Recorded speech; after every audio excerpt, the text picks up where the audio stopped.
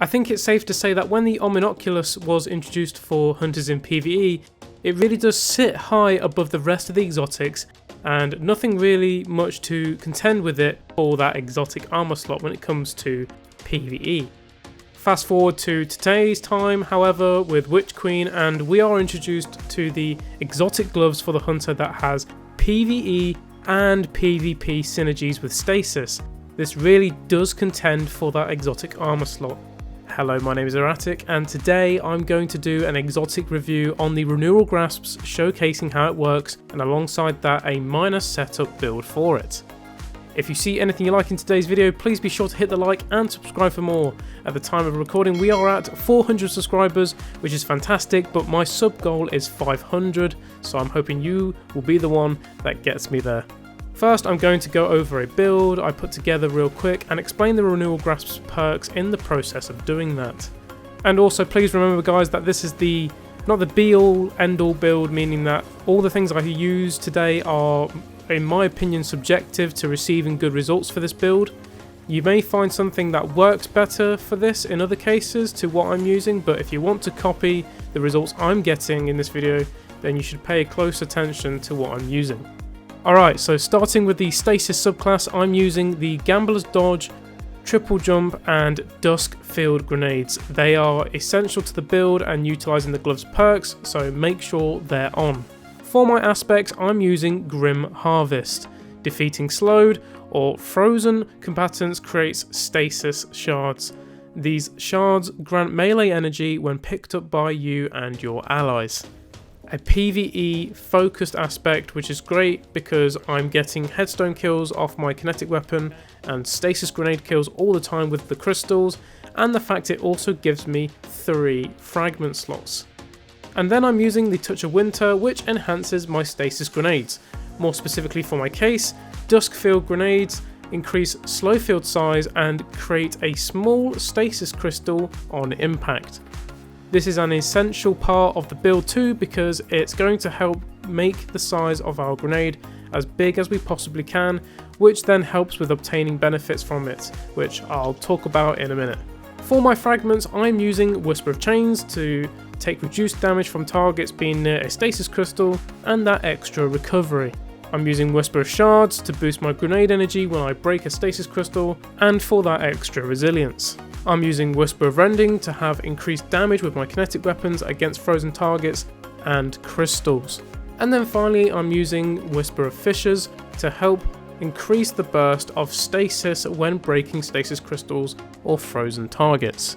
And finally, Whisper of Conduction to give my shards tracking towards me and the 2 extra bonuses for stats towards intellect and resilience. Moving on to the armor now, and I'm not going to show the stats just because they're all over the place on this one, but I would make sure that you have 100 discipline as always to bring the base cooldown of that grenade time as low as possible. I don't even really have the best build for these gloves either, but you'll be able to see in the background gameplay that I was using this in the Val raid and I had pretty much no issues with completing each of the encounters, so take what I'm using as a good template and build on top of it because this is just so strong. Okay, so starting from the helmet, I am using Kinetic Siphon, even though I'm using Stasis Siphon in this video. I did end up changing it because it ended up being more consistent. I'm also using Elemental Time Dilation, which extends the duration of mods that have time limited effects if you have more than one of the same mod equipped. Now this pairs greatly alongside multiple wells of tenacity because you can increase the time you gain stacks of resist for longer, but in my situation I didn't actually do that. So I recommend doing something like that, otherwise on its own, and if you're not stacking any other mods and you've got this equipped, this mod is actually pointless. Please feel free to slap me in the comments if I'm wrong for this. Onto the gauntlets, I'm using the absolute godsend for Stasis Hunters, the Renewal Grasps, which comes with the armor perk Depths of Dusk Field. Your Dusk Field grenades have a much larger effect radius. Allies inside the Dusk Field take reduced damage and targets inside the area deal reduced damage. This is insane for PvE and PvP because you can, if you're lucky enough, like the other day I was able to eat a full charge of Lord of Wolves bullet from a player inside of my Dustfield grenade with him in PvP, and in PvE you pretty much never die if you know what you're doing, because you just get insane stacks of resists alongside whatever resists you're running in your build if you've got any, and you also take that reduced damage if targets are inside there with you. So you can slowly start to see how this build is looking, and that health bar just really isn't moving. On the arms, I am using Grenade Kickstart for being able to get tons of energy back towards the grenade slot when I've just thrown one out. Then I have Elemental Shards, which make my Stasis Shards count as Stasis Wells, which is great because it means then I can keep using Stasis Elemental Well mods without having to initially put in other Elemental Well mods to help me create wells originally.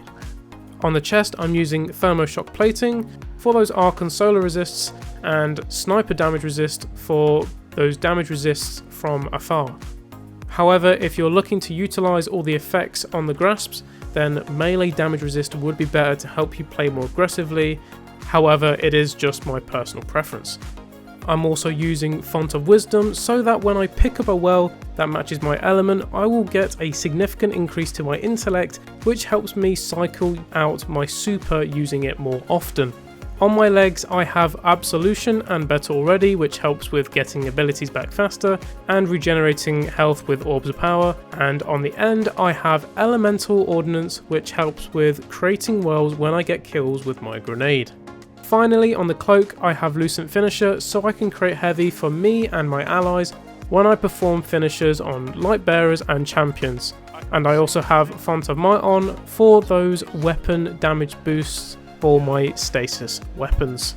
Okay, so we're coming towards the end of the video now, and I thought I'd just address my opinions basically on the build that I've made. So if you haven't worked it out by now already, the idea is that I play aggressively with my grenade, and I pretty much just stack so many resists onto myself, hopefully, and just keep chaining those stasis shard shatters, and that's going to allow me to keep on regenerating my abilities and help me play aggressively towards these enemies and pretty much just destroy anything in my path. That survivability is always pretty much at maximum, and I don't really think I'd die at once at this point in this raid. I thought instead of just showing off some strike gameplay, I thought I'd show you in some more higher level content how strong this stuff is, and showing the fact that I'm not actually having any struggles whatsoever. I'd also like to just address some of the other options that I didn't use here that maybe you could also use. So for example, we can always go with a Charge with Light build, as I always say, if you're working with grenades, which we are in this case. So using Firepower mod with Charge with Light is great if you stack that multiple times in your armor slots. Being able to cycle out that grenade back and forth is always a good idea if you wanted to go down that route instead of using elemental well mods. Yeah, this was just really easy to put together. I didn't have a lot of time either when I was putting this together as well, which is why the build isn't the best, but this is what I'm saying if you're looking in the background right now. I didn't have to make anything crazy out of it, which is why I wanted to show this off anyway, because anyone can do this. You know, the gauntlets doesn't have to be an insane roll. You don't have to have insane requirements to make this work. As you can see in the background gameplay, I also like to use Dead Messenger to break the shards along with clearing the ads whilst being in my little grenade bubble, because it helps me play aggressive and take out multiple targets, if not the slightly larger targets. And even in the background gameplay, like I said, the stats I have are not great, but as you can see, I am getting my grenade back quite often. I think I'm running about 60 or 70 discipline, and this is how it was turning out. I still wasn't having that many issues whatsoever. And I think that's going to do it for today's video. I'm just going to let the gameplay run out here towards the end. I think I'll just show us killing the final boss on the final encounter here and leave it at that. So thank you all so much for watching the video. If you've stuck around to the end, you are truly awesome as always, and hopefully I'll catch you all in the next one.